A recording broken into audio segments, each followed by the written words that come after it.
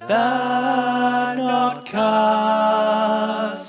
life, love and misery and deep shit. Do you ever wonder, what the fuck am I doing here? Is this it? Maybe you've got the car, career, house, family and friends, everything that should make you happy. But still, there's this tenacious sense of being trapped, stuck, lost, or just a bit bloody empty. Welcome to the Notcast podcast, where two therapist coaches, aka theracoaches, lay bare their psycho-spiritual journey of struggle, strife, and realization in their soul search for the keys to a happier, more fulfilling life. Episode 20 of the Notcast. Jealousy. 3 surefire ways to banish the green-eyed monster. Whoop, whoop. I was going to say double figures. It's like, but we did that 10 episodes ago. Yeah, I was going to go, it's episode 20. Yeah. A few more and we'll be at 100. Yeah. Okay. Okay. Ever the optimist, Ms. Dave. Mm-hmm. So jealousy. Yeah. What do you know about jealousy? What's jealousy mean to you? It was really, it was intriguing because when I started reflecting, I realized that it started at a very, very young age. Okay. Tell me more. Yeah. Started when my brother was born. Really? Yeah, because there's a 6-year age gap between us. Okay. And he is the golden boy. Oh, I see. So, yeah. Not like I'm an attention whore or anything, but look at me. Yeah, it was painful, actually, because I think I didn't get as much attention as I would have liked anyway. And then my brother came along and I dearly, dearly loved him. I just want to say that, and I still do. But yeah, I think because the age gap was like 6 years, I was a lot more conscious and aware that, oh my God, there's another person here and they're getting so much love and attention. And that person's not me. And that person's not me. And that started a fear, you know?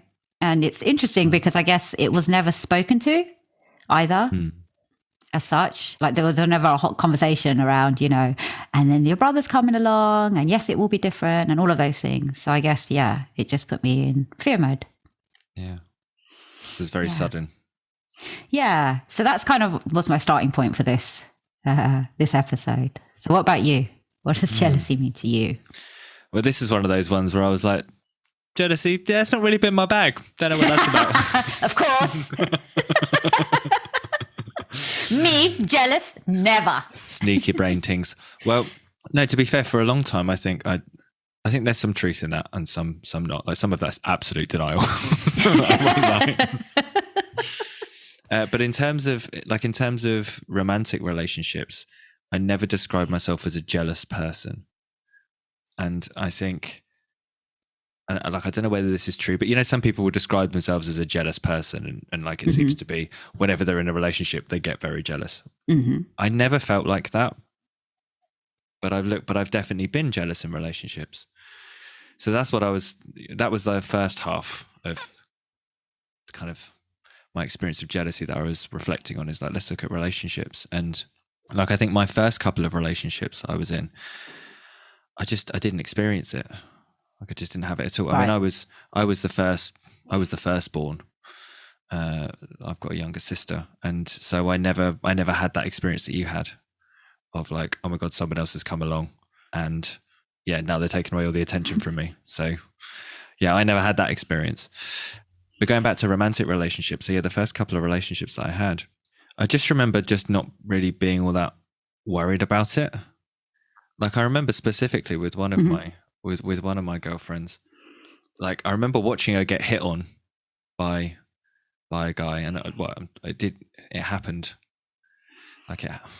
more than infrequently, and I just remember just watching her kind of just deal with it, and then watching her deal with it just feeling okay about the whole thing, because it's like I trusted her. And like if she went to work and got hit on at work or whatever, then she would talk to me about it. She would come home and just basically bitch, oh, he was doing this and he tried this and tried that. So I just felt quite safe about the whole thing. But then there were later relationships I had that started to shift.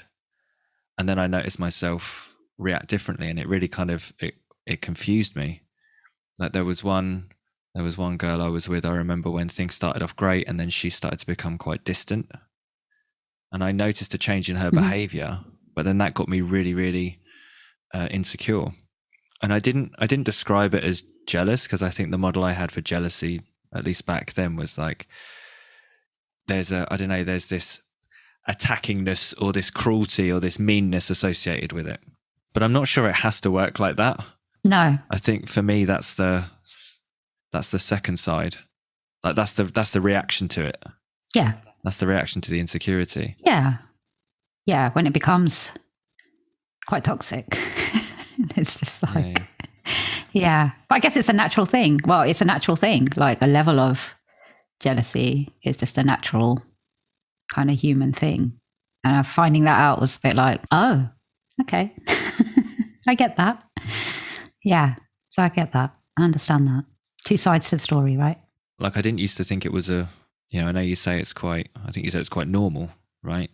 Mm-hmm. Well, I didn't think it was quite a normal thing, because it hadn't really been in my experience that I noticed until I was, into my 20s. But yeah, it was like when I remember that happening, when an ex of mine started to become distant, I just remember freaking out and then starting to get paranoid and kind of then wanted to check up on what she was doing and all that sort of stuff, and just started to almost going a bit mental over it.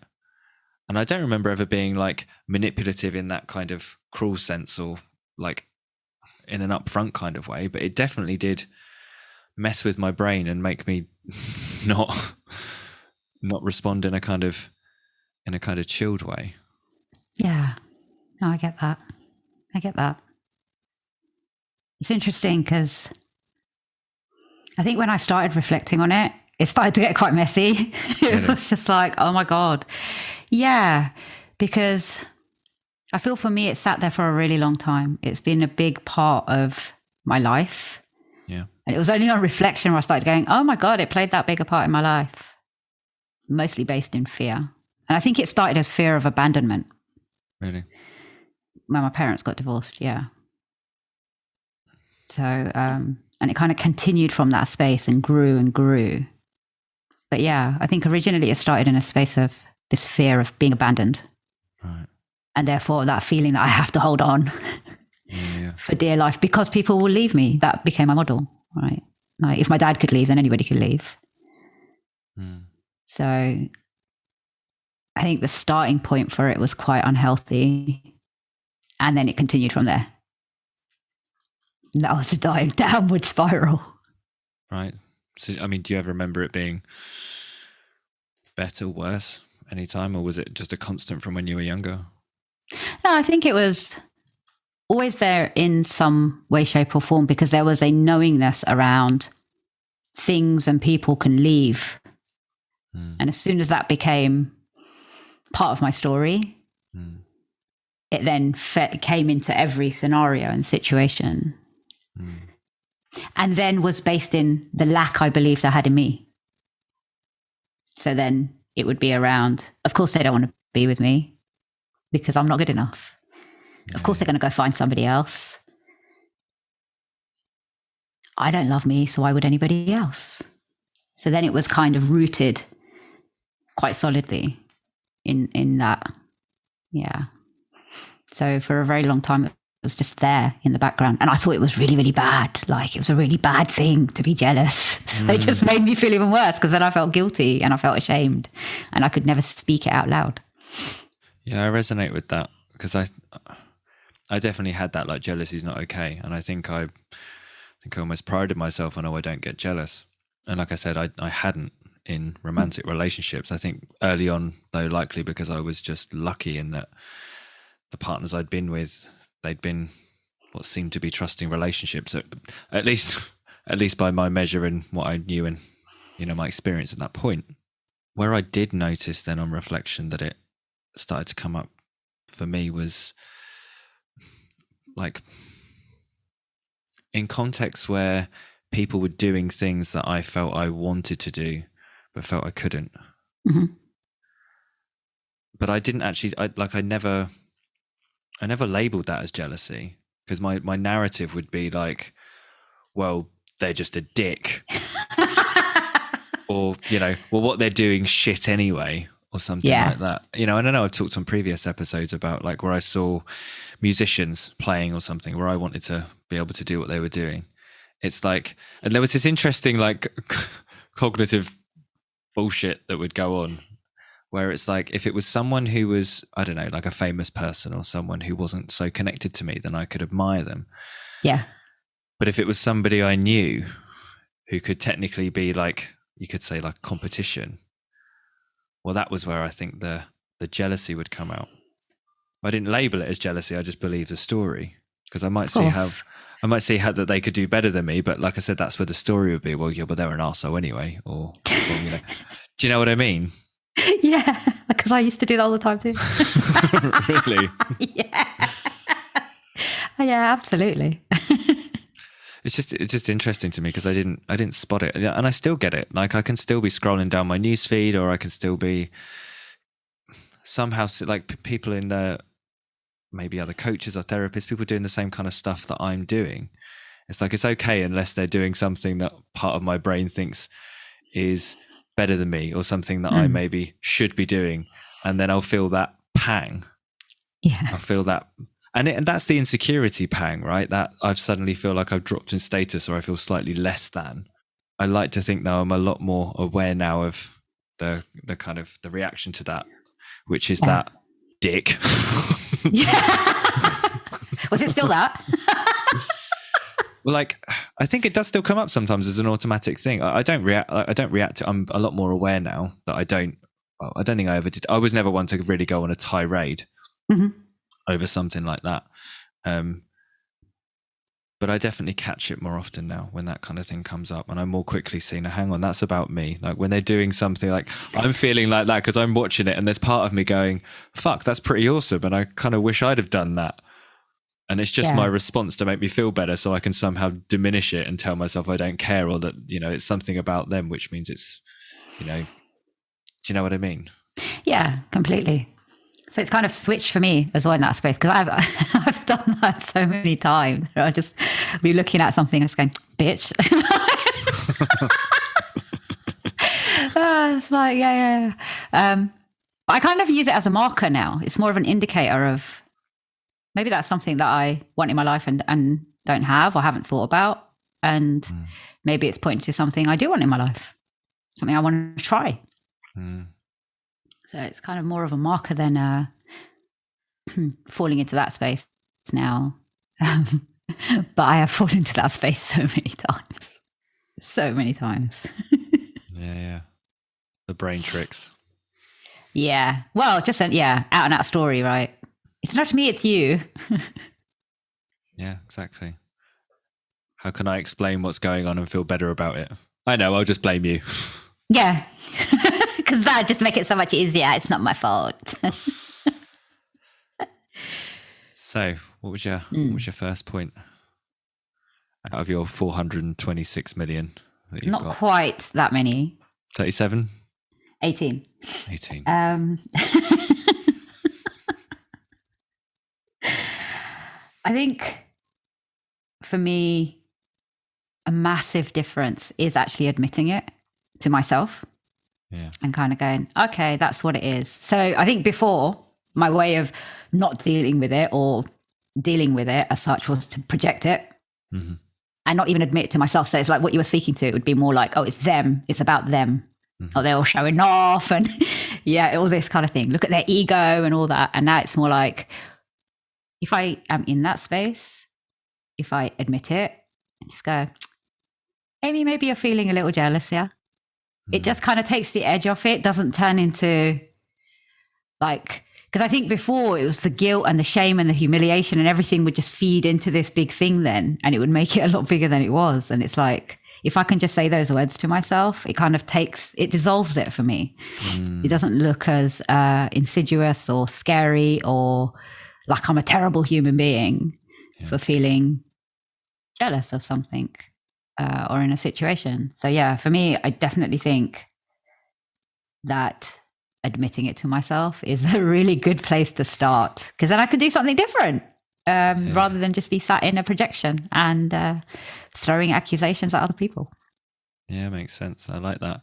It's interesting you're talking about the guilt, the shame, and the humiliation, because I was looking at the etymology of it when I was first doing it, and I want to take you on a little journey if I can. Oh, let's get ready for the little journey. It's story time. I was going to say, get the milk and cookies. It's now story time. I'm going to spoil it though. Unfortunately, it might not have a great ending because we didn't get that far, but we'll get as far as we can. So, jealousy, feeling or showing an envious resentment of someone or their achievements, possessions, or perceived advantages. I was like, okay, envious resentments. I was like, okay, resentment, what's that? So when I looked up the word resent, words that came up were bitterness, indignation. And the etymology for that was to feel aggrieved by. I'm like, okay, so aggrieved, let's go aggrieved. What's the etymology of that? Well, aggrieved is resentment of being treated unfairly. That's right. And so, okay, aggrieved. So what's the etymology of aggrieved? Distressed and make heavier. Oh, that's what I thought. Very heavier. Now, for me, heavy is about guilt, really, because it's about a burden. It's something you carry, right? So, yeah, that's why for me, when you said that's where I kind of got to, and I was trying to work out. It's like, well, how is that? Because when I think about jealousy, for me, it's like it's often talked about in terms of a loss, right? But then how does the guilt fall into it? That's where I was going. And for me, the loss, it was like, okay, it might be something specific like a relationship, but it also could be a loss of status, right? Yeah. Which would explain why if I see someone doing something I think is better than me, I feel in my mind, I'm like, I've lost something, even though I haven't. I feel like I've lost that status maybe. But I wonder whether that guilt can come from that sense of I'm not doing enough or I'm doing something wrong. Yeah. It's almost like it somehow does flip back on us because you're doing something what I'm judging as better than me. It means I'm doing something wrong. And so then I project it back on you and then have a go at you for it. Absolutely. Because that makes total sense. Who designed the brain this way? This is fucking insane. Well, it's quite interesting, right? Because when I looked at it, apparently the word jealous comes from the word zealous. I saw right? that. Yeah, so it was like, that's interesting because that's about passion. But also I guess for me, it's like a worry around losing something or someone. Yeah. And for me, like envy, as opposed to that, is me wanting what somebody else has. But jealousy really is a worry. It's a concern. And that made real sense to me because I've spent a lot of time in that worry and concern that actually I'm going to lose something or someone's going to take it away from me. Yeah, and I was looking at, because I remember looking at this before, like there's a difference between jealousy and envy, or at least, well, supposedly they've been arguing about this, the philosophers, whoever they are, I forget their names, have been arguing about it, but we tend to use them synonymously. And I do wonder whether they are just different facets of the experience. And I think like envy is normally used about, it's not loss, it's like there's this thing that I want, and jealousy is about the loss. But I do wonder, like I said, whether they're actually just, it's the same kind of thing they're pointing at.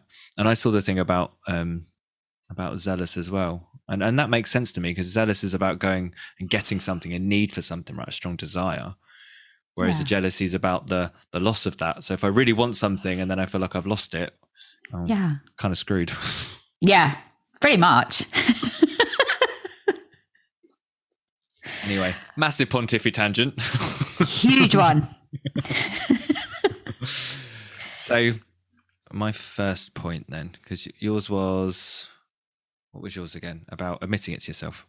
Yeah. So I guess mine leads on from that to, what am I scared of?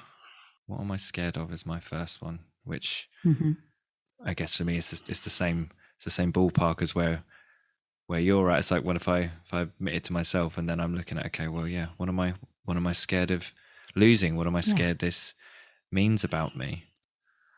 And when I think about relationships I've been in, it had been about losing that person, like losing what we had, essentially, like being left alone.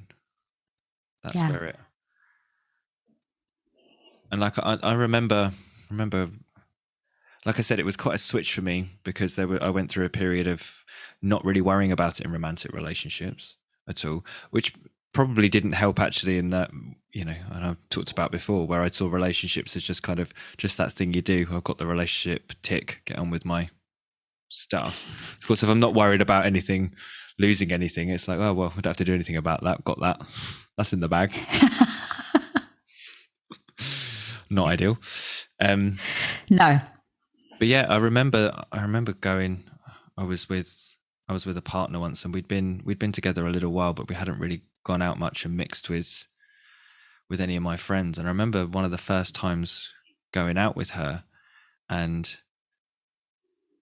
I remember she just, I don't know, it was weird. It was like suddenly I wasn't there. It was like she was talking to everybody, engaging with everybody else except me. And it was interesting because at first I was just a bit curious because I was like, this is a bit weird. Like, we've just gone from you being completely engaged with me and us chatting all day to now it's like I'm not in the room. So I just started to test it a little bit, almost like going up to her and like trying to talk to her and just trying to engage and seeing what would happen, as if like that, almost just check, like, you can see I'm still in the room, right? Because it's almost like you're trying really difficult, just like you're trying really, really hard not to look at me. But then, yeah, after a while, that's when I started to get insecure. Now, like, from what I learned after that, I think it was probably because she didn't know any of my friends, and she was probably afraid that if she just turned up and clung to my arm, they'd all hate her. So I think she was kind of trying to make a good impression / pick her safe people and get them on side. I still haven't quite worked out why she needed to completely blank me to do that. But what it started, like I said, after I couldn't work it out, my mind got to that insecure place. Started throwing out all these sort of, well, what if this and what if that and what if she really does? And of course, then the worst thing was I'm already starting to feel shit and insecure about the whole thing. One of my mates then comes up to me because we were together, but like I don't know if I'd said anything. I don't know. Anyway, I think it was probably a bit unclear. One of my mates comes up to me and goes, "Just got her number." No way! Seriously. Oh no! Oh no! Oh dear. Yeah, and I was like, "Oh, cool. We're seeing each other, right?" And to be fair, he didn't, and he said he felt absolutely awful. But yeah, that was probably my first experience of kind of romantic.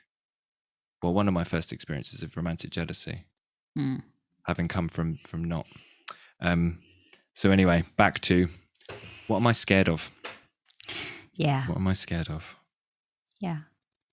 That is definitely, I'd say that's up there in like the top 5 questions to ask yourself in most situations. Really. Yeah. That question's really helped me. Yeah. Really just helped me. Yeah. It's a very good question. Well, I think just what you talked about, all the projection stuff, I think it's a good flip because it puts the ownership back, right? It's like, yeah, how is this about me? Rather than me busy blaming or being annoyed that the world isn't a different way or that you're doing this and that. It's like, well, hang on a minute. What's driving this? Where's this coming from? Absolutely. Yeah. And as always, that was one of mine too, but Out of 18, what do you expect? Fuck off. I've got a spreadsheet again, so don't worry. See this weekly thing with a spreadsheet now. Loving it. Okay, so shall I go for my number 2? That just sounded terrible. Maybe not right here, right now. No, not right here, right. I just went into child mode. Just wait till next week's episode. It's going to get worse. Oh, yeah. Oh, dear. We'll save it. So you're number two. Dear. Okay. Oh, sorry. We've lost her. She's gone. Yeah. She has. Okay. So, as always, Yenna, it's around, are you loving yourself right now? And how are you loving yourself? Because I know for me, that lack of liking myself, loving myself in relationship has meant that I am consistently projecting insecurity, dressed up as jealousy, in my relationships. And, when I was reflecting, it was very strange because the difference between being in that space of really not liking myself and therefore thinking, well, ultimately you're going to leave me, right? Because if I don't even like me and I treat myself like this, obviously we're going to get to a point where that's going to happen and you're going to walk away. But the difference, because I actually focused in on it, was like it literally started to dissolve as I built the relationship with myself and started treating myself with more love and compassion, because actually that's what I needed to help with those feelings of and fears around abandonment or lack, because I was no longer in a space of lack and thinking that I lacked so much. And I think a lot of it kind of stemmed from those places of my own lack in myself. So I think that inquiry and that work really around building the relationship with yourself and really understanding yourself and where you see or you believe you see lack is a really useful thing to do, because it continues with the whole head talk around if you're going to go and talk to another person, or they might take you away, or you might just decide, you don't want to be with me anymore because I'm not enough. So if I'm constantly thinking I'm not enough, then I'm always in a space where there's a fear in a relationship that somebody's going to walk away or find something better. So work on that. Work on that. Always back to the relationship with yourself. Yeah, always. No getting away from it. It's a theme. No. So, well, leading on to that, my second point was connect. And actually I was coming at it from a talk about it and share and, be honest about where you are. But I think the other side of that is about connecting with yourself, right? It is that self-honesty, I guess, as well. But for me, that the thing about if there's jealousy going on, especially between two people, for me, it's often there's a divide, right? There's some misunderstanding. There's I feel separate.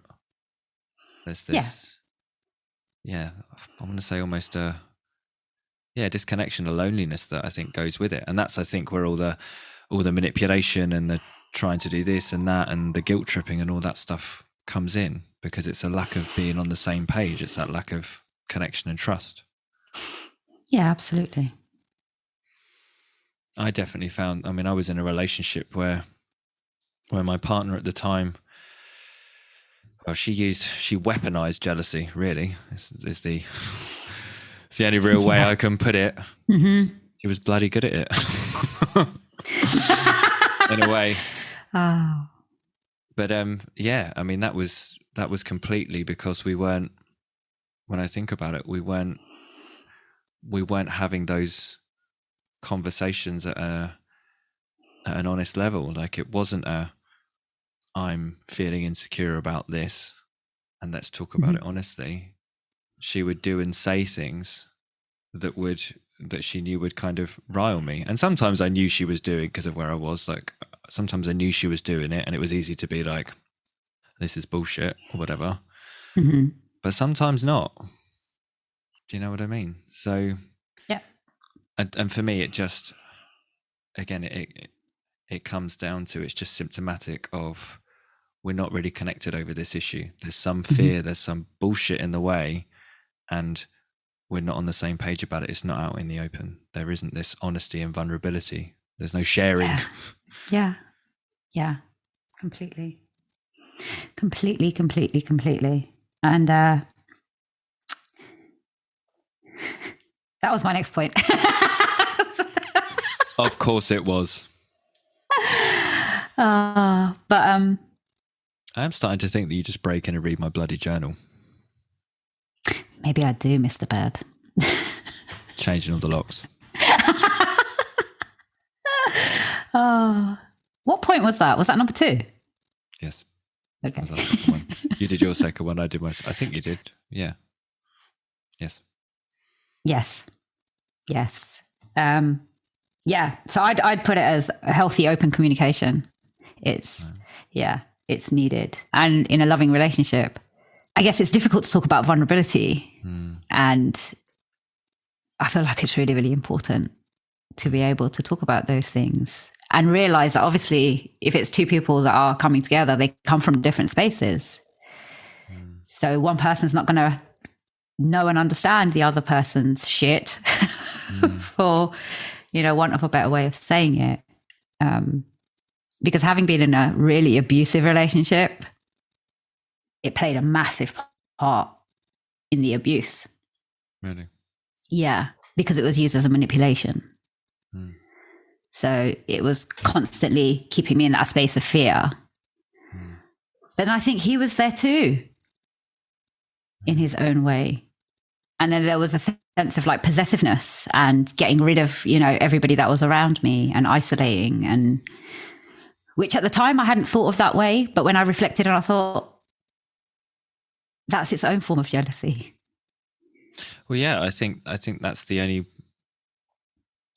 reason you would, in that sense, if there's that insecurity, right? Otherwise, if you're okay with what happens, why would you need to control it? Yeah. So I think my reflection on that was like how bad it can be in a really toxic relationship or a really abusive relationship. It became such a tool for abuse. So, yeah, I guess my third point would be that, like, is it real? Yeah. So firstly, is it real? Sit with it and ask yourself, like, again, look at yourself and reflect on it. Because there is a point of, there's a natural point of having a level of jealousy as such that, when I looked it up, it sort of said that it's part of our evolution. It's part of what we have to ensure that, obviously we do care about the fact that my partner might disappear or not. But when it gets to toxic, I feel like there's a difference between a healthy level of jealousy that you can talk to in a relationship. I also think it's really, really important to ask where it's coming from. And if it's intuitive and it's a gut feeling and it doesn't feel right, then something needs to be done about that. It needs to be addressed. So I think it's quite important to have that reflection and not just sit on it and let it grow and grow and grow, especially when it gets to that point of really not feeling like it's in a healthy place anymore. So I think that reflection is really important, and asking all of those questions, like what's really going on here? Is this real? Is this about me? Is this not about me? And how is it feeling? So yeah, I think that's imperative. Yeah, and it's interesting you say about healthy jealousy, because like what I want to say to that, my initial reaction is I don't think there is a healthy jealousy. But the more I think about it, especially when I was reading about it and reflecting on it, like for me, I think the insecurity is, I don't know about healthy, but I think normal. But I think my sense is the way that we define jealousy, there's that whole kind of, it encompasses the entire experience about not just what I feel, but how I respond often. Yeah, absolutely. I don't think there's a healthy way to experience that jealousy and then manipulate, for example. But then maybe the healthy way is I feel insecure and then I connect over it and I talk about it, or I sort my stuff out, if you like. Yeah, I think when you kind of base it on being a point of, I think there's a massive difference between going, I felt a bit jealous when I saw you talking to that person over there. Mm.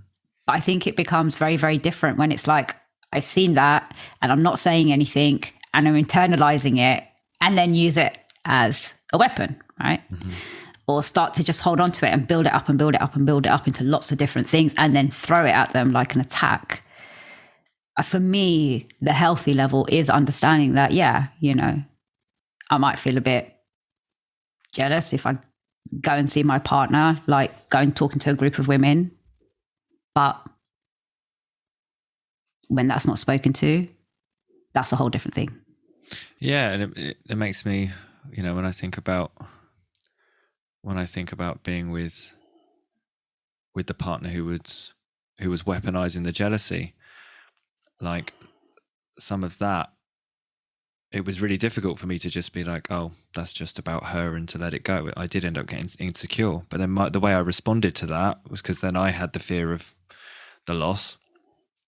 I became more clingy and arguably more controlling in a way. I mean, I never got, I don't remember being like guilt trippy or trying to tell her what she could and couldn't do, but it was a bit more like, you know, not trusting her to be alone with other people or that kind of thing. And I think she probably felt quite suffocated as a result, which of course then if anyone feels suffocated, they tend to want to pull away a bit more. So then you just get this whole cycle and it turns toxic, as you were kind of talking about. Absolutely. Yeah. One other thing that comes to mind about the second point about the connecting, when I think about like in terms of like non-romantic relationships or other people where there's that competition, right? Whether it's other therapists or coaches or other musicians, I think the same's true there as well. Like if I feel this pang because they've done something, put something out that's I've considered is something I should be doing, or, you know, I wish I could do that, or that's better than me, or whatever. I think on some level I'm not that I'm necessarily dehumanizing them, but that there's a lack of me humanizing them in that moment. Yeah. There's a lack of connection to them. Mm-hmm. And something I have found in my experience is it's almost like it's like the people who are so far out of my field that can't affect me, I might not necessarily get jealous of them. Yeah. Because either I don't care or they're someone I could admire. But if they're close enough within my field, it's like, oh, well, then that's where the jealousy can come, because it's like I don't necessarily know them well enough, but then they can be better than me or they can somehow harm me. But then if I get close enough to them and I can really see them as human and understand them, then it's actually, I think, harder for me to get jealous, because it's like, yeah, because I know them. Do you know what I mean? I can't, it's harder to believe those stories.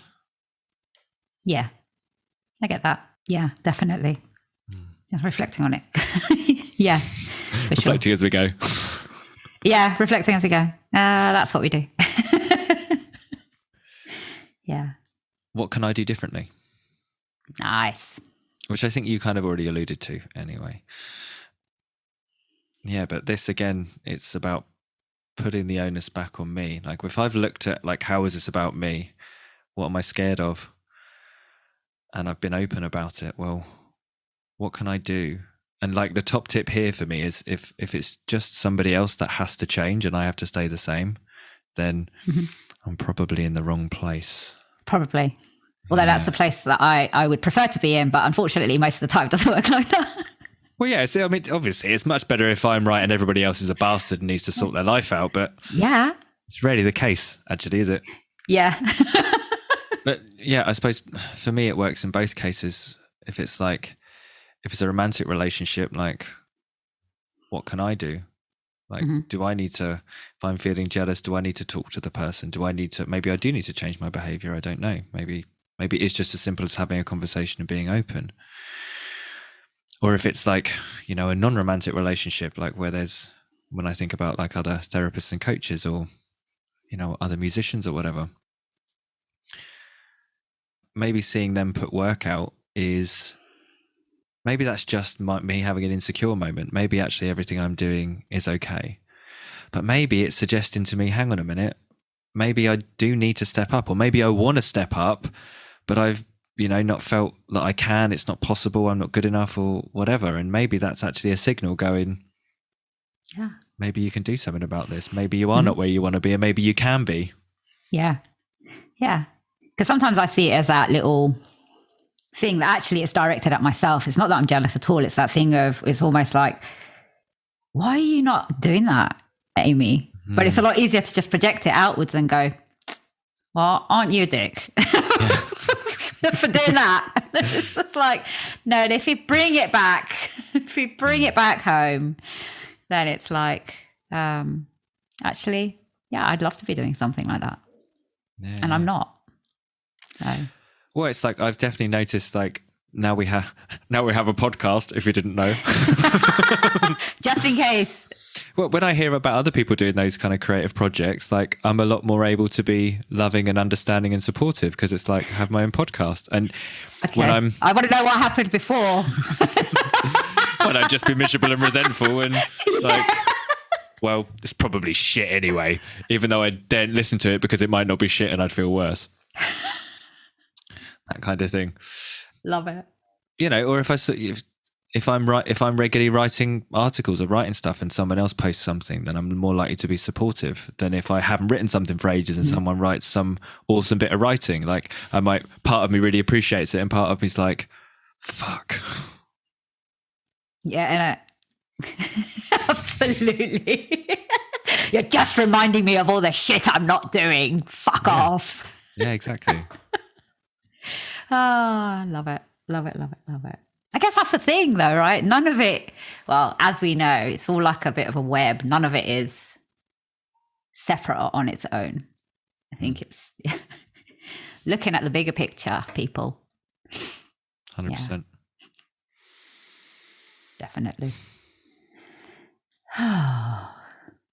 So any other points from your list of 18, 19, however many that you want to share? Maybe. Okay. I guess one of them that I found quite interesting is like, I've put it as check your expectations. Okay. Like, I think in friendships, relationships, like romantic relationships, it's if you've got an expectation, if you're sat there going, well, I'm going to be with you 100% of the time. And then obviously that doesn't happen, then yeah, that's going to trigger that kind of feeling. So it's like, look at your own expectations that you're putting or projecting onto whatever kind of relationship it might be, and share those expectations. So there can be some discussion and openness about it. But I feel like when things like expectations are not checked or they're not shared, then people start seething. Like, I've been there before. It's like, hold on a minute. And then on reflection, it's a realization that that person has no idea that I've got this expectation that's totally unspoken. But yeah, I'm jealous and I'm angry that they are not fulfilling the expectation that they know nothing about. So, yeah. Yeah, I get that.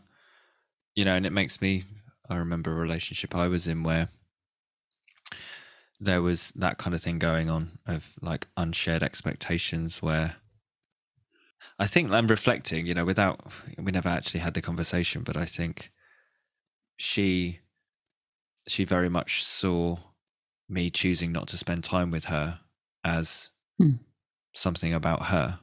And I think she would get quite jealous about it. Because I remember her doing things like booking cinema tickets with other people. And me actually at the time being like, cool, that's just what you do. And then her sharing, well, I only didn't invite you because you didn't invite me to the, or because you would want to do this thing. And I was like, what now? Like, but after a while, because it was unshared, it was an unspoken thing. That's where we got into this. I want to do this thing, but I'm not sure. So I'm going to not do it to keep you happy. But now I'm miserable. And it all got very, very messy just because unspoken expectations. Yep, absolutely. I think unspoken expectations can get very, very messy. No, speak to those expectations and be aware of your own expectations. That's really, really important. And it is really, really difficult because ultimately it's a vulnerability. Yeah. And vulnerability is difficult. I think a good question, you mentioned about like if you expect someone to be there all the time, and then that will make you jealous if they're not, etc. I think a question for me is, what's driving that need? Like, why do I need that? What happens if I don't get it? Like, I know for me, that kind of thing was all about being left alone and not being good enough. It was all of that stuff. Yeah. Right. And for me, it was about being abandoned, being rejected, not being good enough. So I think that inquiry is really, really necessary. I guess most of what we've spoken to is an inquiry of thoughts into yourself, if you hadn't guessed. Yeah. How is this about me? Yes, that's the ultimate question. How am I creating this? How is this about me? What's my shit? Yes, all of that. All of that. So, any closing thoughts on jealousy and ways to banish the green-eyed monster? Did you know that was a Shakespeare reference? Yes, because we looked at that together. Actually, we did. Oh, yeah. Thanks a lot, Birdie. I remember that now, yeah. We were coming up with a title. It's like, why green-eyed monster? Yeah. Yeah. Yeah, actually. Because I think I looked a bit afterwards. Yeah, no, I did. I looked a bit afterwards and I couldn't find much else on it. And the only thing that I can think is apparently Shakespeare was really into astrology and stuff like that. And so a lot of his plays, so I'm told, any Shakespeare fans who know otherwise, tell me otherwise if I'm wrong, because this is kind of hearsay as far as I'm concerned. I've never read any Shakespeare. But apparently he was into his astrology, and so a lot of the characters are like astrological. And green is associated with Venus, which is all about desire and love. So that's what I got on that. Thanks for letting me know. You're more than welcome. You need random useless facts with no context? I'm your man. Well, thank you for clearing that up. You're welcome. Remember, you can always ask David. You may not get an answer. You may get an answer that may not be true, but you can try. The closing thoughts. Yeah, my closing thoughts are vulnerability is the birthplace of love, which was said by Brené Brown. Love a bit of Brené. Yeah. And it really spoke to me because it is about vulnerability. And I get that it's scary because I have been there too. But vulnerability is a beautiful space. Very nice. Thanks. So I suppose for me, my closing thoughts are that as far as I can tell, jealousy is really about insecurity. It's about loss, and loss about something, could be something physical, emotional, or even some kind of status. And that quite easily we're looking at having to change something externally or stop something happening is the other one, trying to control it. But for me, it's about turning back inside and, being like, how is this about me? How is this about my perspective? Do I actually need to change something? Or at least if I do need to change something, how can I change what I'm doing rather than having to change someone else? Yeah. Essentially own your shit, people. Hashtag own your shit. Hashtag do the work. Hashtag there's no getting away from it. Yeah. Cool. So 20 episodes. Yes. Done and dusted. Yes.